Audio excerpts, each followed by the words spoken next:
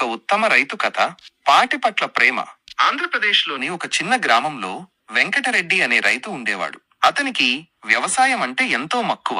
అందరూ సంపద కోసం పట్టుదలగా పనిచేస్తుంటే వెంకటరెడ్డి మాత్రం ప్రకృతి పట్ల తన ప్రేమతో వ్యవసాయాన్ని చేస్తూ ఆనందంగా జీవించేవాడు. ఒకసారి అతను తన పొలంలో ప్రదర్శన కోసం ఒక ప్రత్యేకమైన వరి వంగడిని నాటాడు. ఆ వంగడికి కావలసిన నీటి పరిమాణం, ఎరువులు మరియు మట్టి తేమ క్షుణ్ణంగా పరిశీలించి ప్రతిరోజు శ్రద్ధగా చూసేవాడు. చుట్టుపక్కల రైతులు అతని మద్దతు లేకుండా కొత్త పద్ధతులను ప్రాక్టీసు చేయడానికి వెనకాడేవారు.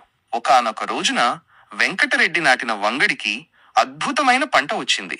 ఆ పంట కేవలం స్థానికంగా కాకుండా ఇతర గ్రామాలకు ఆదర్శంగా నిలిచింది.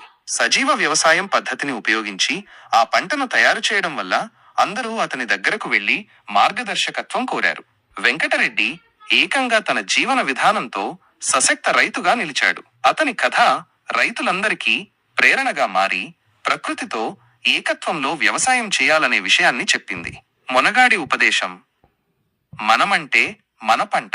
మనం ప్రేమతో పంటను పెంచితే అది మనకు ప్రతిఫలంగా గొప్ప విజయాన్ని ఇస్తుంది. ఈ కథ వినిపించగానే అందరూ రైతు జీవితంలో పండుగలా జీవించాలి అని గుర్తుపెట్టుకున్నారు.